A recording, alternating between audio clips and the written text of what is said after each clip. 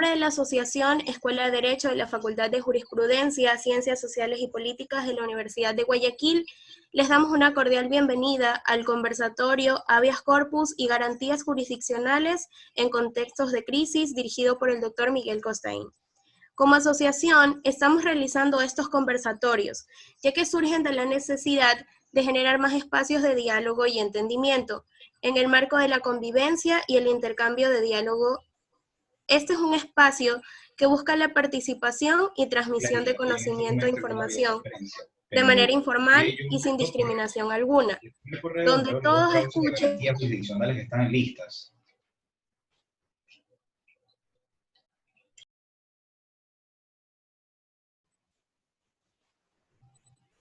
Donde todos escuchen, analicen, propongan y debatan temas de interés popular y del acontecer nacional e internacional. Antes de empezar con la introducción de quién es el doctor Miguel Costain, quisiera explicarles cuál va a ser la modalidad de este conversatorio, y lo vamos a desarrollar, como tenemos dos temas para el día de hoy.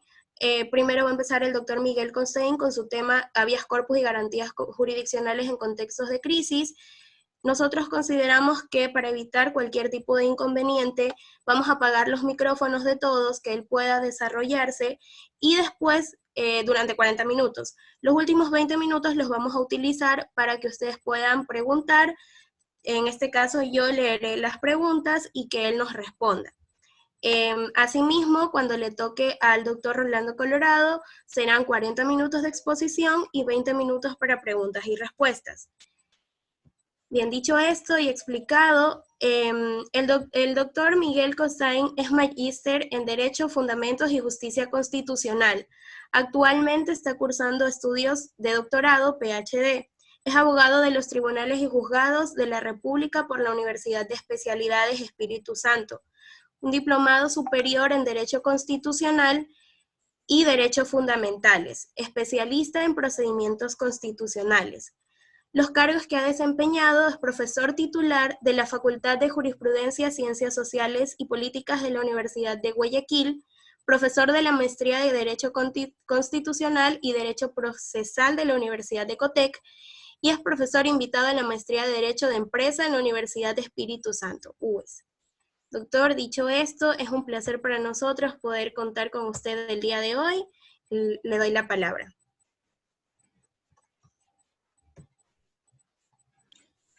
Bien, muchas gracias. Primero que nada, gracias por la invitación. Yo no suelo normalmente aceptar, y ustedes conocen este tipo de conferencias, temas de tiempo realmente, pero soy consciente de que en la actualidad vivimos una crisis muy grande y hay que tratar de tener aprendizajes electrónicos, aprendizajes virtuales, pertenecientes, más que todo para todos los estudiantes, pero sobre todo tener la posibilidad de que todos ustedes puedan tener ese acceso que a veces necesitan.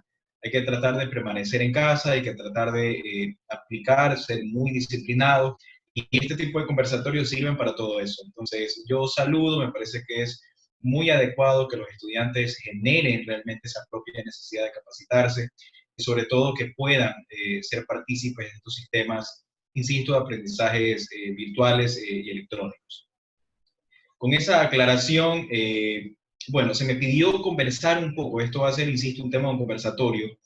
Si hay preguntas en el medio de las intervenciones, con mucho gusto las puedo ir absorbiendo.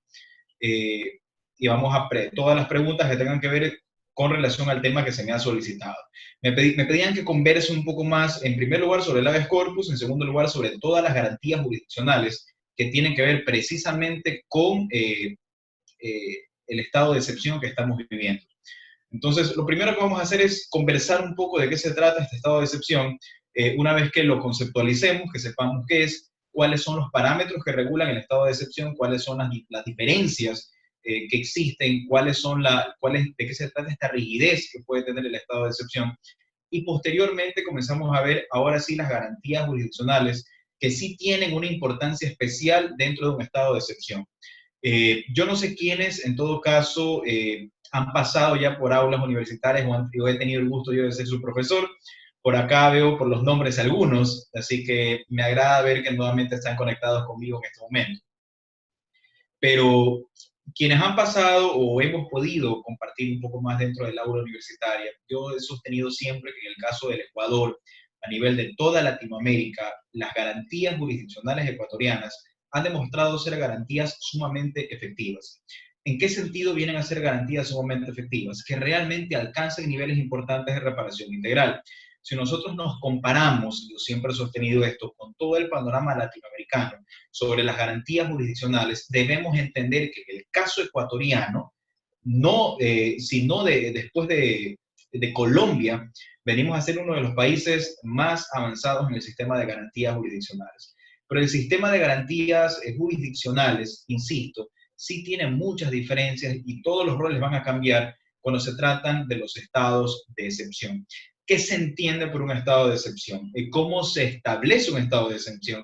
Y sobre todo, ¿qué sistema de control rige dentro de este estado de excepción como tal?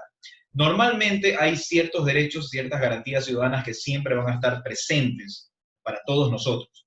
Y la propia Constitución establece como una potestad específica, en este caso el presidente de la República, el disponer un estado de excepción. Ese estado de excepción no es otra cosa que la supresión o la limitación momentánea de ciertos derechos. Pero precisamente como existe una suspensión momentánea de esos derechos, que no significa una pérdida de los derechos, hay que entender que hay una diferencia muy amplia sobre esto. Una cosa es la suspensión momentánea y otra cosa es la pérdida de los derechos fundamentales. Pero esta suspensión momentánea de los derechos fundamentales dentro del estado de excepción, precisamente por esta iniciativa que tiene la función ejecutiva, debe obligatoriamente pasar o traspasar algo que se conoce como un dictamen de admisibilidad o un dictamen de constitucionalidad. Y ese dictamen de constitucionalidad, dentro de estas otras competencias que tiene la Corte Constitucional, dentro de este sistema propio de control de constitucionalidad ecuatoriano, establece básicamente que es la Corte Constitucional la que da luz verde, la que da viabilidad para que se pueda implementar este estado de excepción. A raíz de toda esta pequeña conferencia, este pequeño conversatorio, vamos a ir viendo realmente qué es lo correcto, qué es lo incorrecto, y porque mucha información circula, mucha información hay a través de redes, mucha información oficial, mucha información a través de los medios de comunicación, pero veremos realmente desde un punto de vista académico, insisto, no desde un punto de vista distinto que no sea el académico, realmente qué es lo correcto y cómo es el deber ser de las cosas. Y vamos a irlo comparando realmente con lo que de pronto pueda estar pasando para que cada uno de ustedes pueda formalmente tener sus propias conclusiones. Dentro de este marco, insisto, del estado de excepción, es la Corte Constitucional la que establece el primer filtro como un control previo de constitucionalidad. Insisto, un control previo de constitucionalidad y un control posterior de constitucionalidad. Esta es la importancia de la Corte Constitucional y vamos a irlo viendo poco a poco. Antes o al momento en que se establece este sistema de control de constitucionalidad por parte de la Corte Constitucional, para establecer este dictamen de admisibilidad, para poder indicarle al presidente de la República qué es lo que se puede hacer a través de este control o de este estado de excepción y qué es lo que no se debe de hacer, es el primer filtro que se hace. Entonces la Corte Constitucional va a establecer parámetros, es decir, que dentro de ese decreto ejecutivo, que es la forma o la herramienta que se tiene, donde se establece ese estado de excepción, que normalmente en todas partes del mundo tiene que ver con una restricción del derecho de movilidad. Básicamente es eso, una restricción del derecho de movilidad. Este mal llamado toque de queda, vulgarmente se lo conoce así, pero técnicamente no es un toque de queda, técnicamente es una restricción de movilidad que se establece por tiempos. Entonces, ese tema de toque de queda realmente viene a ser una restricción de movilidad. Y siempre saben que he hablado de que es correcto manejar muy bien el léxico que tengamos todos. Entonces, esta restricción de movilidad pasa a través de un filtro que tiene que ver con la Corte Constitucional. Y la Corte le dice al presidente qué es lo que realmente puede pasar a través de este decreto ejecutivo y este estado de excepción, qué es lo que no puede pasar bajo ningún concepto. Entonces, bajo esos parámetros nos encontramos inmersos actualmente dentro de un estado de excepción todos los ecuatorianos, ustedes y yo y todo el mundo que está acá dentro del estado ecuatoriano en este estado de excepción. Dentro de este decreto ejecutivo que establece el presidente de la República, constitucionalmente el presidente tiene la facultad también de ejecutar delegaciones. Y esas delegaciones a nivel constitucional, conforme lo puede hacer a nivel desconcentrado y descentralizado el presidente de la República, En el caso ecuatoriano, no funciona así en todos los casos, ha establecido que el Comité de Operaciones Especiales a nivel nacional, llamado COE nacional, puede establecer semanalmente todas las políticas referentes a estos temas. ¿A qué me refiero entonces con esto? Que hay otro organismo, dependiente en este caso, producto de la crisis, que va evaluando o va verificando ciertas circunstancias que se puedan presentar. Entonces, normalmente esta institución es la que comienza a emitir ciertas directrices en general o comienza a ejecutar algunas de las causales previstas dentro del estado de excepción. ¿Qué pasa en el momento en que esto realmente no ocurre? ¿O quién realmente tiene que verificar el cumplimiento en sí de que no se suspendan o no se afecten mayores derechos fundamentales dentro de un estado de excepción? Y ese es el seguimiento que en este caso debe de hacer la Corte Constitucional, como en efecto lo está realizando. Y en este seguimiento, dentro de este control de constitucionalidad que se realiza dentro del estado de excepción, insisto, unas competencias especiales que tiene la Corte Constitucional, solo ella las tiene, para verificar realmente qué es lo que se haya estado realizando y qué es lo que no se puede realizar. Entonces, la Corte es muy clara al establecer dentro de estos acápites, en este dictamen y esta ficha de seguimiento de este dictamen de constitucionalidad, viene a ser precisamente el hecho de que las garantías jurisdiccionales no se deben de suspender. Las garantías jurisdiccionales, entiéndase aquellos métodos o mecanismos que podemos tener todos nosotros, ustedes, cualquier persona, en el momento en que se comiencen a afectar ciertos derechos fundamentales, inmediatamente podamos nosotros tomar esta garantía jurisdiccional y plantearla inmediatamente o judicializarla al respecto. Entonces, lo primero que hay que tener en cuenta es que dentro de este estado de excepción, que sí es constitucional, que ha tenido un dictamen de constitucionalidad de parte de la Corte Constitucional y que actualmente se encuentra en una fase de seguimiento constitucional, no quiere decir que hayamos perdido derechos, únicamente están suspendidos momentáneamente y están restringidos, que no es lo mismo que perder esos derechos, porque no se los puede perder por un principio de progresividad. Pero sin embargo, la Corte Constitucional, dentro de sus competencias como tal, claramente ha indicado y ha establecido que las garantías jurisdiccionales no se pueden suspender. Entonces, este tipo de garantías jurisdiccionales, entiéndase, dependiendo de los diferentes vertientes y dependiendo de cualquier sistema de control que podamos tener, perfectamente pueden ser aplicables. Y hablo de todas las garantías jurisdiccionales en función de los diferentes sistemas de control. Recuerden que en función del órgano que ejerce el control, tenemos un sistema de control concentrado que ejerce la Corte Constitucional directamente con sus propias acciones. Acción extraordinaria de protección, una acción por incumplimiento que puede ser perfectamente utilizada en el momento en que, este es un ejemplo sobre esto, en el momento en que el propio Estado, a través del dictamen de seguimiento que está haciendo la Corte Constitucional, no se cumplan algunos de sus parámetros, tranquilamente se puede activar este sistema de control de constitucionalidad. Entonces, una acción por incumplimiento.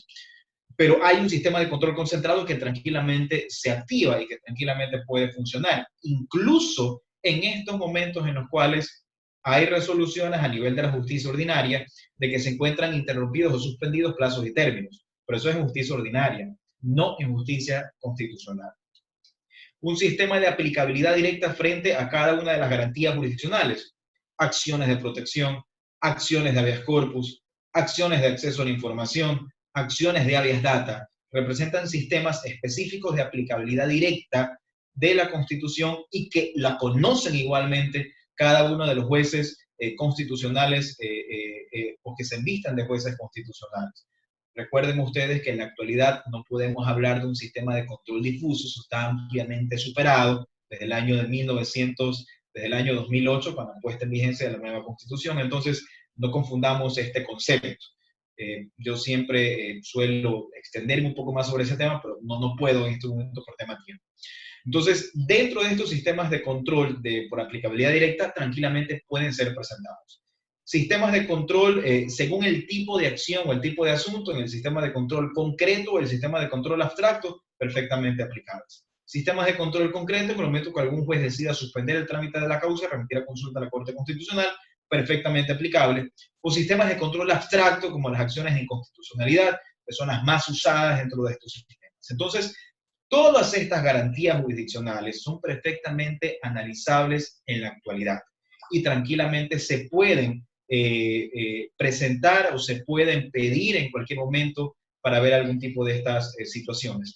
Entonces, un parámetro importante de las garantías jurisdiccionales dentro del marco del estado de excepción es que los plazos y términos y toda la justicia puede estar parcialmente paralizada, por así decirlo, los problemas estructurales que tenemos, pero las garantías jurisdiccionales no, y no se deben de suspender, no deben de suspender su trámite, no deben de suspenderse, porque efectivamente es el único derecho que en este momento puede tener una persona frente a la cual la justicia ordinaria está pausada y únicamente tiene estos sistemas para poder empezar su activación o su acción. Y así lo ha dispuesto, insisto, no solamente el estado de excepción propio, sino particularmente el dictamen de seguimiento que se encuentra emitiendo la Corte Constitucional ecuatoriana, donde claramente ha establecido este particular. Y por si existiera alguna duda, la Corte Nacional de Justicia así ya lo ha indicado. Entonces, dentro del sistema de garantías jurisdiccionales, si bien es cierto, no se encuentran específicamente pausadas y tranquilamente se las puede utilizar. El efecto de suspender o el efecto de no atender o no aceptar este tipo de acciones, hablo de aceptar no en concesiones, sino aceptar en cuanto a sus presentaciones, puede ser totalmente nefasto para el Ecuador en años futuros, porque únicamente o en ocasiones estas garantías vienen a ser las únicas que se podrían implementar en un momento en el cual estamos viviendo lo que todos estamos viviendo. Entonces, bueno, y dentro de estos parámetros, insisto, ahora, ¿cuáles de todas estas acciones tutelares, pueden ser enmarcadas o que deben de ser analizadas desde un parámetro de excepcionalidad y que sobre todo deben de comenzar a trabajarse de forma mucho más rápida permanentemente, dada su propia naturaleza como tal? Evidentemente, de todas estas acciones tutelares, y no hablo de que existen acciones más importantes que otras, todas las acciones realmente vienen a ser importantes. Hay muchas acciones, todas son importantes, pero quizás la que mayor trascendencia existe o tiene en la actualidad viene a ser esta acción de habeas corpus, que quizás es la más importante. Y antes de entrar a este tema, solamente una línea general, ¿no? Los criterios de subsidiariedad o los criterios de residualidad que pueden tener a veces las acciones tutelares tienen una conceptualización distinta dentro del estado de excepción. ¿A qué me refiero con esto? Que los parámetros para determinar la vía adecuada y eficaz no son los mismos que pueden existir fuera de un estado de excepción que dentro de un estado de excepción. Entonces, el concepto de la residualidad o la subsidiariedad de las acciones tutelares frente a estos temas puede ser evidentemente mucho más amplio. El espectro es totalmente más alejado. Hay que establecer que en un momento en el cual tenemos las circunstancias que a veces, y que todos realmente, y no vale volver a recordar todo lo que estamos viviendo, pero sobre todo indicar que en momentos en los cuales en un estado normal es mucho más sencillo establecer estas causales de las vías adecuadas y eficaces, que entre paréntesis y aclarando ya hemos sido muy claros, en los cuales no hay motivo alguno para poder indicar que hay otras vías adecuadas y eficaces, obviando el pronunciamiento de violaciones a derechos fundamentales. Es muy claro que en el sistema de garantías jurisdiccionales, en el evento en que existen violaciones a derechos fundamentales, automáticamente la vía ordinaria no será adecuada ni eficaz, indistintamente de la existencia de la vía. Es un concepto que todos, yo creo que a estas alturas lo manejamos.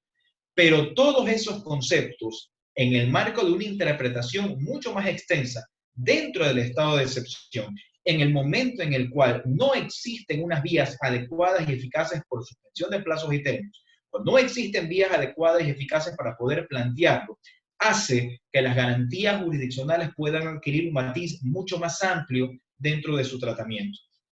Eso no quiere decir, bajo ningún concepto, que la justicia ordinaria deba de reemplazar, la justicia constitucional pueda reemplazar a la justicia ordinaria. A lo que me refiero es que efectivamente, en el momento que estamos viviendo, hace que estos conceptos de residualidad o subsidiariedad de la vía tengan precisamente una característica mucho más amplia para poder enfrentar los problemas que se pueden presentar.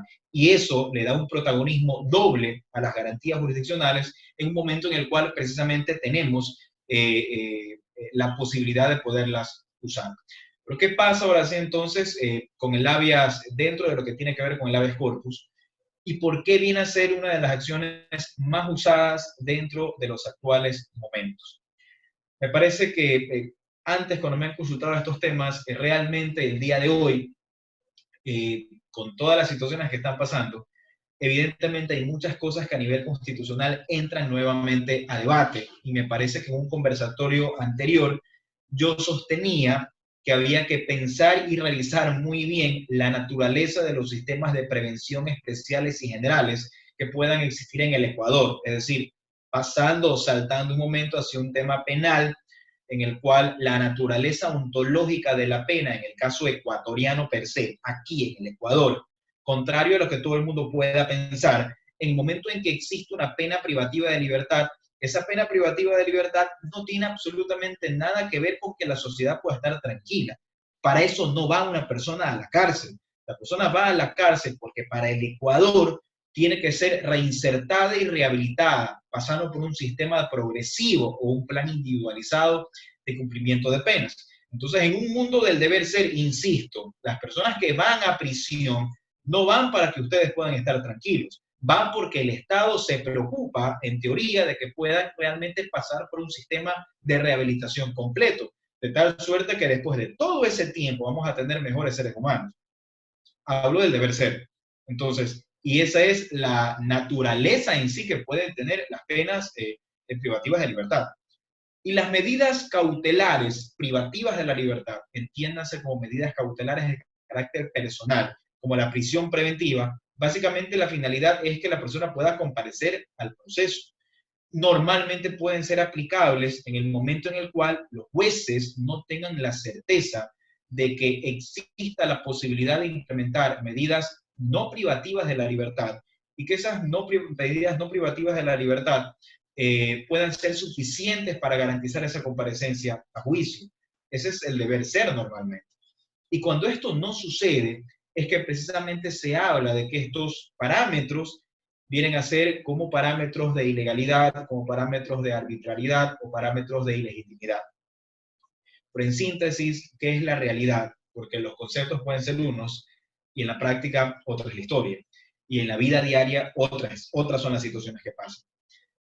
En un mundo en el cual existe en este momento un estado de excepción y existe un sistema de cuarentenas, dentro de ese sistema de cuarentenas existe una restricción de movilidad. Y dentro de esta restricción de movilidad se obliga de que ustedes deban de permanecer en casa. A una hora determinada hay que permanecer en casa.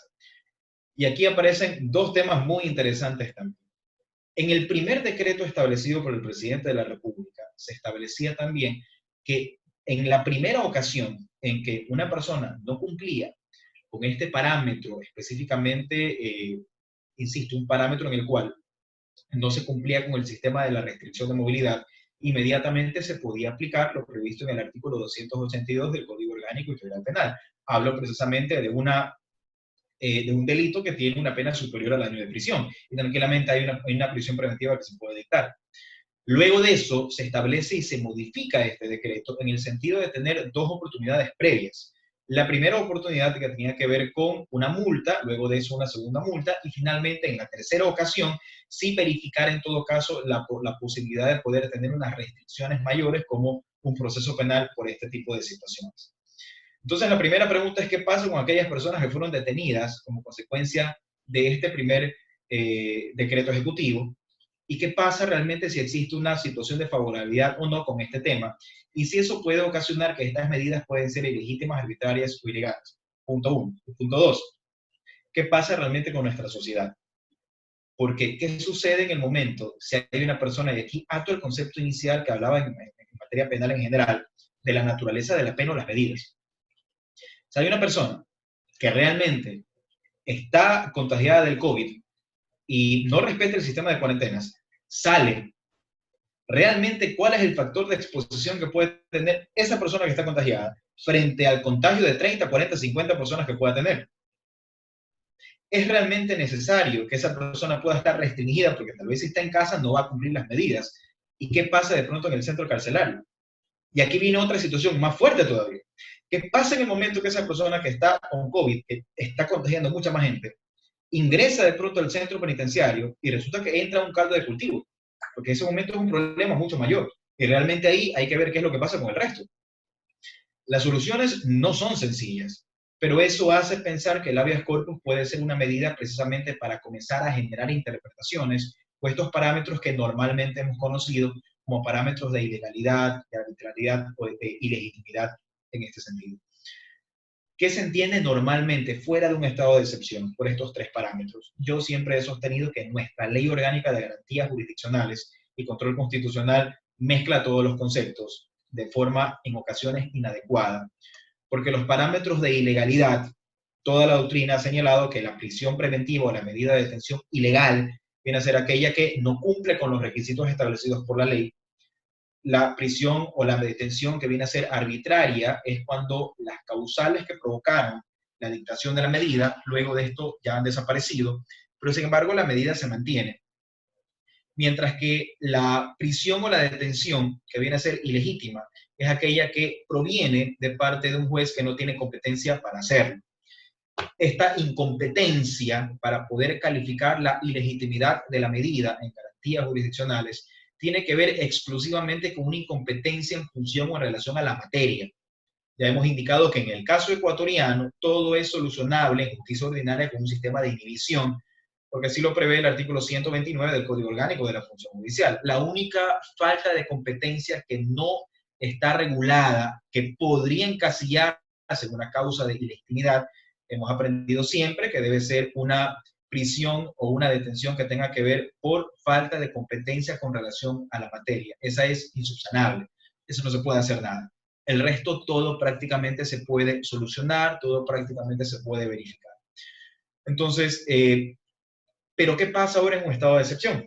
Y aquí viene otro sistema muy interesante también, que son cómo comenzar a unir estos criterios o estos sistemas de aplicabilidad directa de la Constitución, y no solamente eso, sino también estos criterios del control de convencionalidad y cómo a la larga se puede comenzar a sujetar estos parámetros de interpretación general frente a la Convención Interamericana de Derechos Humanos y al propio pronunciamiento que ha hecho este organismo con relación a las circunstancias de los países que viven inmersos de una pandemia. Entonces, estos parámetros normalmente de ilegalidad, de ilegitimidad o de arbitrariedad en el momento de una crisis sanitaria como las que tiene el Ecuador, deben de ser analizados en un contexto mucho más amplio. Si hay personas de la tercera edad, si hay personas que puedan estar en una situación de vulnerabilidad, si hay personas que por A o B motivo puedan necesitar algún tipo de atención especializada, el habeas corpus puede ser entendido como una situación correcta. Pero ¿cuál sería el parámetro que habría que aplicar? Si una persona está detenida y es de la tercera edad, está en un alto riesgo de contagio, que es algo que no pasa, insisto, ahora en la ciudad de Guayaquil, que parece ser que hay que indicar que en ese aspecto se ha manejado correctamente, donde no hay contagios, en el momento en el cual hay varios lugares en los cuales hay personas detenidas, pero tal vez no hay nadie que pueda tener algún contagio respectivo, pero en el momento en que tal vez pueda existir, en el momento en que pueda esto pasar, en que haya una persona que a la larga o una situación carcelaria que no guarde con las medidas de higiene necesarias, puede convertirse en un problema. Y en el momento en el cual no se tiene la posibilidad, porque por ley está suspendido todo, de poder pedir revisiones de medidas, en el momento en que existe vulnerabilidad de una de estas personas, se puede generar interpretaciones adicionales frente al sistema de arbitrariedad de la medida, porque las causales que provocaron para dictarla, ya en el momento, frente a la situación de vulnerabilidad, han cesado. Entonces, tranquilamente se lo podrían plantear. Pero este tema tiene que ser muy bien verificado con una fuente de verificación confiable, porque no se puede atender únicamente con simples alegaciones. ¿Qué sucede si se inyecta la garantía jurisdiccional? ¿Qué pasa si la garantía jurisdiccional se activa en ese momento? ¿Qué pasa si nadie dice nada? Bueno, esto es sencillo. Recuerden ustedes que la diferencia de las garantías jurisdiccionales con la justicia ordinaria, precisamente acá sí es descubrir la verdad. Distinto de la justicia ordinaria, se resuelve conflictos, se basa en información que aportan las partes procesales o los sujetos procesales. Pero acá no. Acá prácticamente los jueces descubren la verdad y eso quiere decir que tranquilamente los jueces efectivamente pueden abrir términos probatorios, disponer la práctica de pruebas especiales, enviar comisiones especializadas, pedir informes médicos y poder estar totalmente seguros de lo que pueda pasar. Iván me pregunta qué sucede con la persona que antes de la declaración de emergencia sanitaria ya tenía la medida de prisión preventiva, pero caducó unas semanas después de la declaración de emergencia. Iván, en este sentido no pasa nada. A ver, en este sentido se aplica específicamente lo expuesto por la Corte Nacional de Justicia. Los criterios que estoy indicándote en este momento son enfocados específicamente en la integridad como tal en personas de vulnerabilidad que podrían estar afectados en un momento de contagio en un lugar determinado. Pero no podríamos indicar, y eso es importante en virtud de esta pregunta, no se puede alegar a través de un habeas corpus un parámetro de arbitrariedad por una presunta caducidad de la prisión preventiva. No existe. Si la medida caduca después, que es lo que me indican acá, después de que viene la emergencia sanitaria, entonces ahí sí está todo suspendido.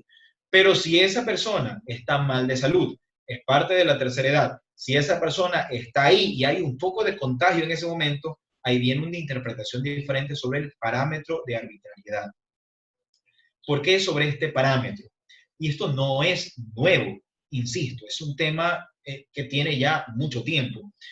Desde que la Corte Constitucional ya ha aclarado y ha dispuesto esto en diferentes fallos, con efectos generales y erga omnes, donde se ha establecido que la finalidad del habeas corpus en la actualidad, porque si una garantía jurisdiccional es la que constantemente se está avanzando y va evolucionando, tiene que ver con esta diferencia de parámetros, y uno de ellos precisamente es que en la actualidad el habeas corpus no solamente prevé o protege la libertad de las personas, ya no, ahora también protege la integridad física como tal. Y noten ustedes que hay una serie de fallos de la Corte Constitucional donde habla precisamente de estos temas. Y si únicamente puedo citar 3 de los que me acuerdo en este momento, que son clarísimos y efectos generales.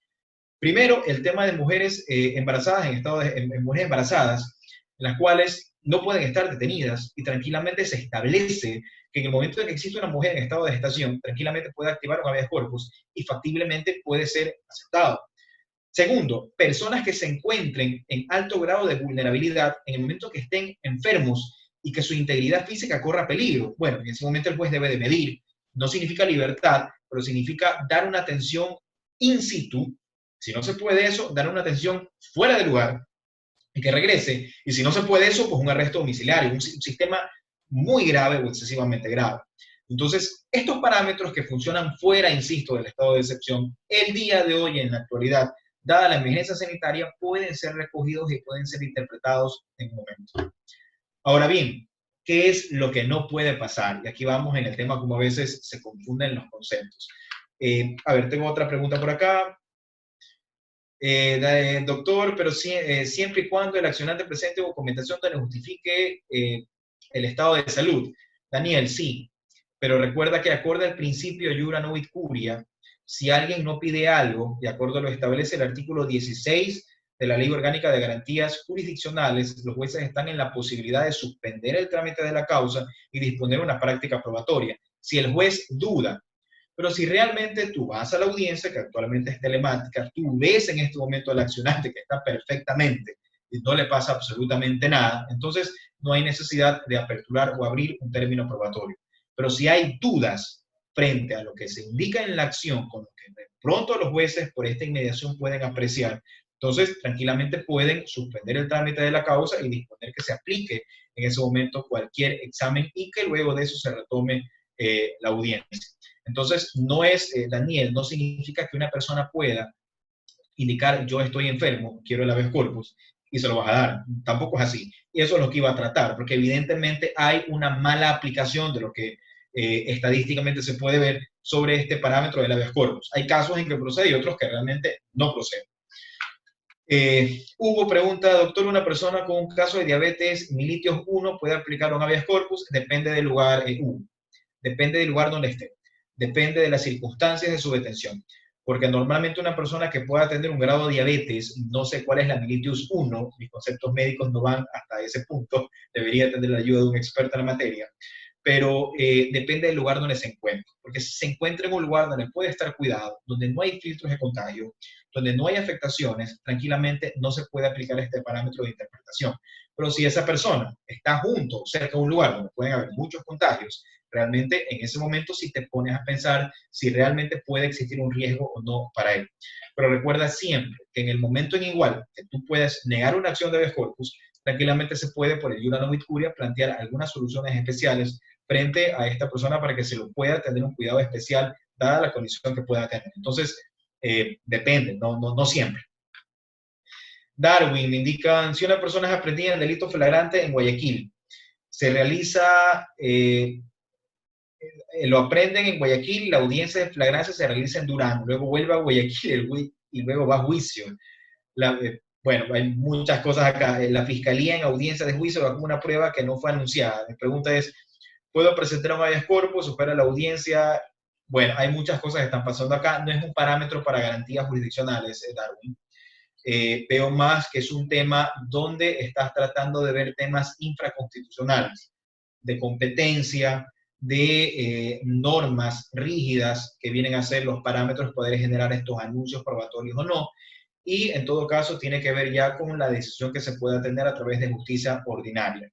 Lo que verificas no es analizable bajo el contexto de la justicia constitucional. Veo más situaciones infraconstitucionales que los puedes tratar a través del proceso penal normal. ¿Tiene fundamento legal la delegación de facultades del COE nacional al COE cantonal? De no ser así, ¿cuáles son las consecuencias? A ver, este es un problema de competencias, Miguel. Un problema de competencias que tiene que ver Miguel Carrión, ya te ubico, buen estudiante, Miguel.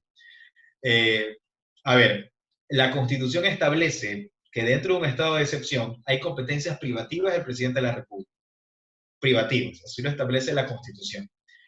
Pero la propia Constitución también establece que el propio presidente de la República, dentro del estado de excepción, puede delegar este tipo de situaciones. No hay una norma que prevea que efectivamente pueda existir una delegación, en este caso, de la función ejecutiva dentro de sus competencias privativas hacia los gobiernos autónomos descentralizados. No hay. Pero se entiende que si ese decreto ejecutivo ya fue sujeto, y ojo con esto, Miguel, ya la Corte Constitucional le dijo al presidente, tiene luz verde, puede practicarlo. Y dentro de ese decreto ejecutivo del estado de excepción se ejecutan todo este tipo de competencias, entonces no habría problema. Si no hubiera filtrado esto la Corte Constitucional y si la Corte no le hubiera dicho esto al presidente de la República, entonces ahí sí podríamos indicar que hay un conflicto de competencias entre el gobierno central y los gobiernos autónomos descentralizados.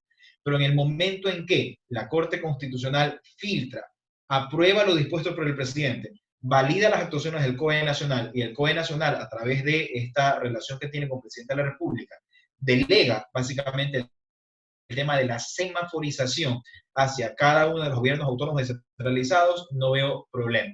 Ahora, hay que esperar hasta el seguimiento que pueda hacer la Corte Constitucional frente a estos temas. ¿Qué puede hacer una persona que esté inconforme con este tema? Insisto, desde mi punto de vista, no hay ningún problema. Me parece que al momento en que hay el dictamen de constitucionalidad ya de la Corte Constitucional, es factible, porque filtró, es perfectamente aplicable.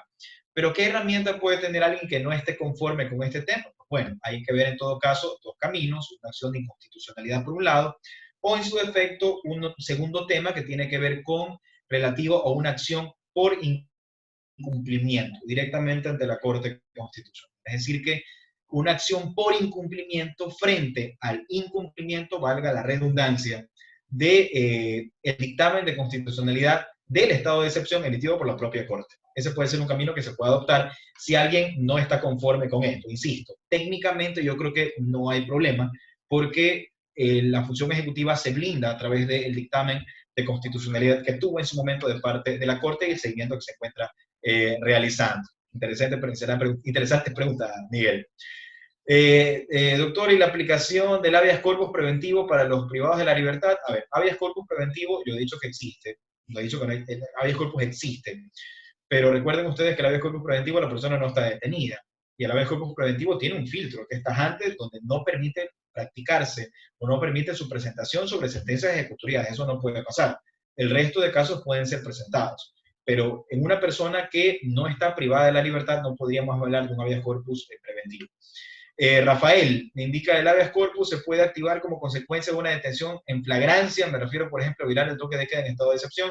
Sí, lo puedes plantear, pero siempre y cuando estés dentro de los parámetros de excepcionalidad que te he indicado ahora, o sea, no simplemente por plantearlo, sino por la situación carcelaria, por hacinamiento, por la enfermedad, por el riesgo de contagio, por tercera edad, que generan parámetros especiales para generar estas interpretaciones diversas, que no las tuviéramos dentro de un estado de no excepción, que es lo normal. Entonces, lo puedes hacer, no es que vas a ganarlo, pero puedes plantearlo para ver de pronto si estás dentro de estas particularidades. Hugo, es el tema médico. No se deja inyectar toda su vida, se considera catastrófica. Sí, si es una enfermedad catastrófica, Hugo, puedes plantear el tema bajo el matiz, conforme lo establece el artículo 45 de la Ley Orgánica de Garantías, en el sentido de la integridad física de una persona. O sea, si es un tema muy grave, pero para eso está un informe médico que te lo valide, en el sentido de que haya una persona con ese grado de complejidad, pues evidentemente puede ser analizado para, en el evento en que no exista una condena, se pueda plantear un habeas corpus correctivo frente a este tipo de circunstancias. Entonces, dada la emergencia sanitaria, lo puedes plantear y si cuentas con el elemento respectivo de acervo probatorio de ser el caso, pues bueno, puede entrar a conocerse y por independencia judicial los jueces tomar la decisión que corresponde. Vamos a ver qué más hay por acá. Dame un minuto. Me avisan si estoy bien con el tiempo. Yo a veces hablo y no me percato de si estamos ya finalizando. ¿Se podría iniciar algún tipo de garantía contra alcaldes, prefectos, por la falta de actuación en casos específicos dentro de la emergencia sanitaria? Dependiendo a qué te refieras, Stephanie. O sea, ¿cuál es la garantía que podrías tener o cuál es el hecho de la emergencia sanitaria? Y aquí voy realmente el tema gobiernos autónomos descentralizados. El día de hoy no es que tienen competencia sí para actuar, tienen la competencia para indicar el tema de los semáforos, pero todo el sistema perteneciente a todo lo que está actuándose es directamente con el Poder Nacional y son las directrices que se han podido establecer. Entonces, habría que ver a qué actuación puntualmente te refieres para saber diferenciar si estamos dentro del campo de la justicia constitucional o estamos dentro del campo de la justicia ordinaria. Que si hablamos de posibles infracciones, otro es el tema que podría realizarse y no necesariamente una garantía jurisdiccional. ¿Se puede pedir una acción diferente al habeas corpus a una acción de protección sobre temas odiantes de la decreto de emergencia? Sí, las acciones tutelares no son sujetos de tiempo. O sea, las acciones tutelares, acuérdense que el artículo 11 de la Constitución indica que todos los derechos son irrenunciables. Entonces, no hay parámetros de tiempo. Y la Corte ya lo ha dicho así. El indicar, por ejemplo, que no podrías plantear una acción de protección porque ya ha pasado el tiempo es un error más grande de aquí al cielo. Entonces, mala palabra en materia constitucional con letras mayúsculas. No es correcto. Tranquilamente lo puedes plantear porque los derechos son irrenunciables. No hay término no hay grados de temporalidad. Distinto es que me hables de una medida cautelar autónoma o independiente donde no se verifica vulneración a derechos, sino que únicamente evitas o cesas. Esa está dentro de un parámetro de emergencia momentánea. Entonces, ahí sí analizamos realmente si es prudente o no. Porque si se ha afectado un derecho fundamental, no vamos a hablar específicamente de que haya que tener medidas que eviten o cesen, cuando ya tienen que aplicarse medidas remediales, como la acción tutelar de protección. Entonces, tranquilamente lo puedes plantear. Antes, se puede plantear una acción. Lo que pasa es que hay que ver realmente si se concede o no, y eso dependiendo de realmente si hay o no el tema de vulneración de derechos fundamentales. Ronald, si un cantón tiene un centro de detención provisional, como es el caso de Santa Elena, al ingresar más de 100 personas por incumplir el toque de queda, ¿se puede plantear un habeas corpus? No lo sé, Ronald. No conozco las situaciones fundamentalmente que se establecen ahí. Insisto, hay que ver si hay personas contagiadas, si hay protocolos de sanidad respectivos, si realmente hay personas en grados de vulnerabilidad. Únicamente el criterio de que estamos en emergencia sanitaria y hay centros que están realmente copados no es suficiente. Hay que indicar, en todo caso, que en ese punto, y es a lo que me iba a referir justamente, porque no puede desconceptualizarse lo previsto por parte de la Convención Interamericana, por parte de todo el sistema de las Naciones Unidas, y por parte de la Corte Constitucional tampoco, en el sentido de que se pueda reemplazar, por ejemplo, o hablo de reemplazar permanentemente a la justicia ordinaria por acciones tutelares habeas corpus, donde se comiencen a revisar parámetros de legalidad. No es así. Lo que se debe revisar a través de las acciones tutelares es un marco específico para saber si hay personas que se encuentran realmente en un estado de vulnerabilidad que frente a una pandemia puedan tener afectaciones en su integridad y en su salud. Y en ese momento es donde se tendría que actuar. Si no estás en esos escenarios, esa no es una alegación que realmente pueda servir mucho. Hablando de control, de convencionalidad, cláusula abierta, David me dice, ¿podría un jugador personal interpretar los tratados en materia de derechos humanos, vida, salud, mediante un test de proporcionalidad de tal manera que permita motivar un orden de libertad inmediata? Aquella PPL por mora en pensiones alimenticias. A ver, aquí hay un champú, David. En primer lugar, vamos a poner en orden las cosas. Control de convencionalidad existe. ¿Qué es un control de convencionalidad? Significa que tú tienes derechos en el sistema interamericano no declarados en derecho doméstico, no declarados dentro de tu constitución, no declarados, ojo con esto, donde simplemente tú puedes acceder a ellos, es decir, no los tengo en mi constitución, pero sí tengo directamente en el sistema o dentro de la convención y por ello deseo tomar y aplicarlos acá. Eso es convencionalidad. Punto 2, ¿cuáles son los sistemas de interpretación? Son perfectamente aplicables a través de un sistema de control de convencionalidad. ¿Por qué? Porque si tu constitución en derecho doméstico no establece otros parámetros de interpretación, la Convención Interamericana sí te dice que hay un sistema de interpretación pro homine, es decir, que tranquilamente podemos aplicar sistemas interpretativos de una forma mucho más expansiva, siempre y cuando beneficien los derechos fundamentales en sí de las personas. Acuérdense esa sentencia matrimonio igualitario, en el cual se hace un sistema interpretativo general pro homine que termina desembocando en esta decisión. Eso como segundo parámetro de tu pregunta. En tercer lugar, el test de proporcionalidad, todos los jueces tienen la obligación de hacerlo. No es que en un caso lo puedes hacer y en otros no. Lo que pasa es que no todo es sujeto a un criterio ponderativo. Recuerda que hay que diferenciar lo que es, lo que tiene que ver con una solución de antinomias. Me refiero a una solución de antinomias en el momento en que tienes cuestiones infraconstitucionales, norma jerárquica superior, especial, competente o posterior. Y realmente lo solucionas el conflicto de esa forma. Pero cuando tienes conflictos entre derechos fundamentales, que en el Ecuador todos son de igual jerarquía, y tienes que tomar una decisión, entras a realizar un test de proporcionalidad. Y ese test de proporcionalidad no es otra cosa que un camino de ponderación. No hay ponderación sin proporcionalidad. Entonces, tranquilamente debe de realizarse ese test siempre. Todos los jueces lo hacen en todo momento. Lo que pasa es que no vas a encontrar la fórmula previamente establecida porque nadie la va a hacer, pero siempre se realiza, bueno, corrijo, debe de realizarse el sistema dentro de este sistema de proporcionalidad que te desemboque o te permita realizar. Y bueno, en el tema de mora por pensiones alimenticias, bueno, el habeas corpus es una garantía jurisdiccional que te permite plantearla incluso sobre procesos no penales. Entiéndase como estos procesos no penales, el tema de las pensiones alimenticias y el tema de en el evento en que existe un apremio personal. Recuerda que para hablar de los apremios personales hay una sentencia de la Corte unificada de varios casos donde se modifica el Código Orgánico General de Procesos y pone planteamientos especiales para que las personas puedan estar detenidas por este tema. Pero si hay una persona detenida por un apremio personal que considere que puede plantear una acción, puede hacerlo. Y si está detenida ante un juez de primer nivel, recuerda que las competencias varían, quien conoce este tipo de garantía jurisdiccional, y bueno, básicamente ya realizando todas las audiencias posibles o verificación de elementos probatorios según sea el caso, tranquilamente se puede arribar a determinadas y a ciertas decisiones, pero se puede hacer perfectamente. ¿Es factible la interposición de una acción de acceso a la información pública en función de los datos o cifras afectados? Bueno, para hacerlo, recuerda que hay ciertos criterios en la acción de acceso a la información pública y esos criterios de acceso a la información pública parten de un concepto reglado muy importante, Álvaro. Y Álvaro, Universidad de Guayaquil, a todos los voy ubicando poco a poco. Entonces, sería factible únicamente si no fueran sujetos a una reserva o confidencialidad. Y toda la situación dentro de un estado de excepción, en medio o en el marco precisamente de lo que está haciendo el Consejo, el COE Nacional, vienen a ser datos que están al momento sujetos a una reserva.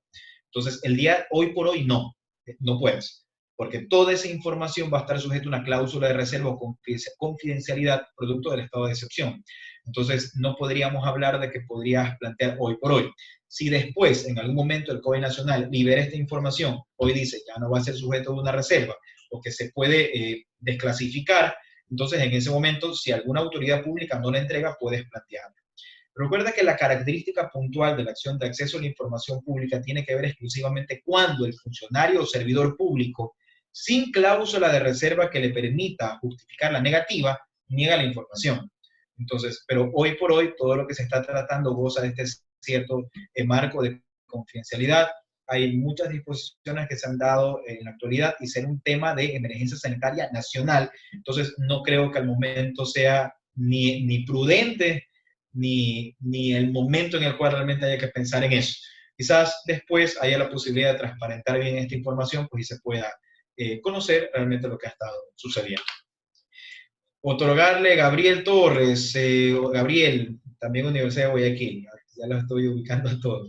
Otorgarle la última palabra a los alcaldes no cumpliría los presupuestos en el dictamen. Bueno, el dictamen, al contrario, lo que estoy indicando es que el dictamen le permite esas situaciones al presidente de la República y le permite básicamente, en este caso, al presidente de la República generar delegaciones. Entonces, no hay un punto específico en el dictamen que diga se le delegará las funciones al COE provincial. No hay. Pero básicamente en el momento en que ya el COE Nacional filtró o aplicó en todo caso este dictamen inicial, es factible desde mi punto de vista hacerlo. Ahora, te repito nuevamente, Gabriel, lo que le contesté a Miguel. Si alguien no está conforme con esto, bueno, hay una acción por incumplimiento tranquilamente que se podría plantear en el evento en que se considere que no se están respetando este tipo de parámetros en general. Pero ese es el camino dentro de la utilización o el marco de una garantía jurisdiccional para ese punto dentro de un estado de excepción. En cualquier momento, una pregunta que me llegó a una transmisión en vivo, no entiendo. Naomi me dice en cualquier momento, ok, ustedes son los anfitriones. Sí, una pregunta que nos hicieron por medio de la transmisión en vivo de Facebook. Sí. Claro, ya, abogado Luis Anchundia dice, doctor, disculpe, ¿es legal que a una persona en delito flagrante es aprehendido en playa se le realice la audiencia en Guayaquil de flagrancia? Creo que quiere decir que si a una persona que es aprehendida por un delito flagrante en la playa se le puede realizar la audiencia aquí en Guayaquil. A ver, no puedo pronunciarme sobre algunos temas, dadas mis funciones también de cosas que pasen dentro de mi cantón o de mi provincia, porque eventualmente puedo llegar a conocer. Pero lo único que puedo indicar es que hay que identificar correctamente, ¿no?, cuáles son los parámetros de las garantías jurisdiccionales. Y yo hablaba de que la competencia territorial siempre en materia penal se puede solucionar con una inhibición. Entonces, distinto es que el parámetro de falta de legitimidad como causal para invocar un habeas corpus, correctivo en este caso, que entiendo lo que se quiere plantear, únicamente vendría a ser por falta de competencia en función de la materia, porque eso acarrea en la justicia ordinaria una nulidad. Entonces, de lo que comentan, yo creo que es un tema directamente de una justicia, que la justicia ordinaria lo podrá resolver, lo podrá ver en el momento oportuno, pero no veo un tema realmente como parte de lo que es la justicia constitucional. La falta de acceso a las acciones jurisdiccionales determinadas por el Consejo. Bueno, esta pregunta realmente no me abstengo de poderla responder, dadas las funciones que ocupa en la actualidad. No solo no penales, sino también judiciales, igualmente. Los agentes civiles de tránsito están a cargo de los GATS. Ellos en las calles realizan actividades como primera línea. En base al pronunciamiento de la Corte Constitucional, se debe de establecer todas las seguridades del personal, instituciones no brindan mascarillas, guantes. Bueno, yo creo que es un comentario más que todo, más que una pregunta, ¿no?, en el tema de los insumos y todas las cosas que se tienen. Se categoriza el nivel de salud de los PPL para dejarlos en libertad, por lo menos temporal, como consecuencia del grado de vulnerabilidad. Puede ser un parámetro, insisto, puede ser un parámetro. O sea, si hay una persona que está muy mal, insisto, ¿cuál es el indicador principal? ¿Cuál es el indicador de gestión que permite medir el nivel de vulnerabilidad y que marca un sistema interpretativo frente a las garantías jurisdiccionales? Es si en los lugares donde de pronto está detenida la persona hay niveles de contagio o algo está pasando. Entonces, eso ocasiona realmente que hay que comenzar a revisar estos temas. Insisto, eso no quiere decir que a nivel administrativo, no judicial, insisto con esto, administrativo no judicial, el artículo 426 de la República del Ecuador, ustedes lo conocen muy bien, establece que no solo los jueces, sino servidores públicos en general, administrativos, tienen que aplicar directamente la Constitución de la República. Entonces, eso permite, eso genera que tranquilamente los centros de detención provisional, los centros de privación de la libertad, deban aplicar protocolos de sanidad permanentemente en el ingreso y cada cierto tiempo, y yo creo y estimo que lo deben estar haciendo así. Bueno, última pregunta, estamos ya con la última, pero en relación a las autorizaciones de prelibertad que están dando a los presos condenados de que han cumplido el 40 o 60%, según la ley en que fueron sentenciados, ¿usted cree que se está realizando la valoración debida en cada caso concreto para poder otorgar la prelibertad? A ver, hay muchos temas, es una pregunta muy amplia y la respuesta también es sumamente grande. Para empezar, es una pregunta sobre sistemas de ejecución penal. Y para hablar de sistemas de ejecución penal hay que entender que hay un antes y un después. Antes de la publicación del Código Orgánico Integral Penal y después del Código Orgánico Integral Penal. Antes del Código Orgánico Integral Penal tenemos una prelibertad, que es la pregunta que me están indicando acá, y una libertad controlada, que hablaba de las 2/5 partes de la pena y en su defecto luego de eso las 2/3 partes de la pena. Son dos cosas diferentes. Pero luego el sistema de ejecución penal es distinto, es el actual, y habla de un régimen cerrado, semiabierto y abierto. Régimen cerrado, las personas que están dentro del periodo de libertad. El régimen semiabierto, que creo que es lo que se ha indicado acá, que habla del 60% del cumplimiento de la pena para poder optar por el cambio de régimen. Y luego de eso, en el 80% del cumplimiento de la pena, un cambio de régimen abierto. ¿Qué significa tener este tipo de régimen? El régimen de rehabilitación social o sus cambios no son derechos adquiridos, sino beneficios penitenciarios. Entonces vamos a partir por ahí. No hay un derecho propiamente sobre eso, es un beneficio penitenciario. ¿Por qué un beneficio penitenciario? Porque dependiendo del nivel de comportamiento que se tenga, dependiendo del seguimiento del plan individualizado y dependiendo del cumplimiento de requisitos y parámetros establecidos en el reglamento de rehabilitación vigente en la actualidad, otorgado actualmente por el Ministerio de Justicia, esa persona que cumple con su plan individualizado, que adquiere el porcentaje de pena cumplido, y que además de eso tenga la posibilidad de sujetarse a las diferentes áreas, al punto de vista social, al punto de vista laboral, al punto de vista dentro de los diferentes informes que presenten los equipos técnicos, puede comenzar a optar por un cambio de régimen. Pero para optar por ese cambio de régimen, en todo caso, la propia ley establece que los jueces deben establecer parámetros para poder verificar que se cumpla.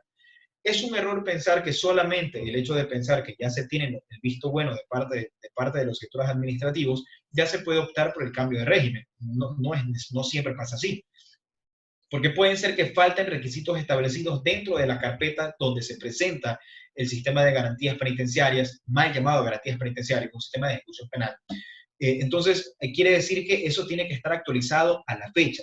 Cuando esto no ocurre, puede ser en ocasiones que se nieguen el beneficio momentáneamente para que las carpetas se actualicen y luego de eso se vuelva a poner a conocimiento de los jueces y proceder inmediatamente al sistema de garantías penitenciarias.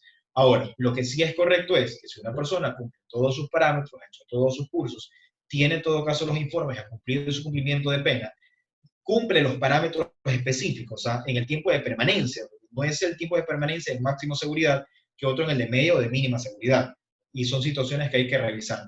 Y efectivamente se puede otorgar ese cambio de régimen en función de ese tema. Entonces, Alice, la pregunta es muy amplia. Entonces, hay que analizar en función del caso concreto diferentes temas para poder enfocarlos. Yo creo que estamos ya sobre la hora y me parece que Rolando tenía que intervenir a las 6 de la tarde. Entonces, yo creo que nos podemos ir despidiendo por ahora.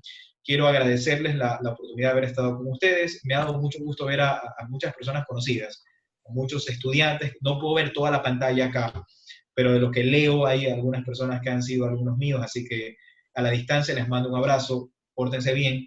No salgan de casa, no salgan los valientes. Hay que respetar las normas que tenemos en la actualidad y la mejor forma que podemos tener nosotros de ayudar a que esto pase pronto y de ayudar a poder salir más rápido, aunque ustedes no lo crean, es no saliendo por ahora. Hay personas que exponen diariamente su vida y que son las que tienen que salir, algunos tenemos que salir también, porque nuestras funciones nos obligan a salir. Pero si ustedes tienen la posibilidad de permanecer en casa, por difícil que sea, háganlo, porque los tiempos de cuarentena son más cortos, con disciplina. Sin disciplina son más largos. Y la sociedad que logra vencer este tema es la sociedad más disciplinada. Y nosotros estamos llamados en la actualidad a ser los más disciplinados. Entonces, yo quiero agradecerles a todos.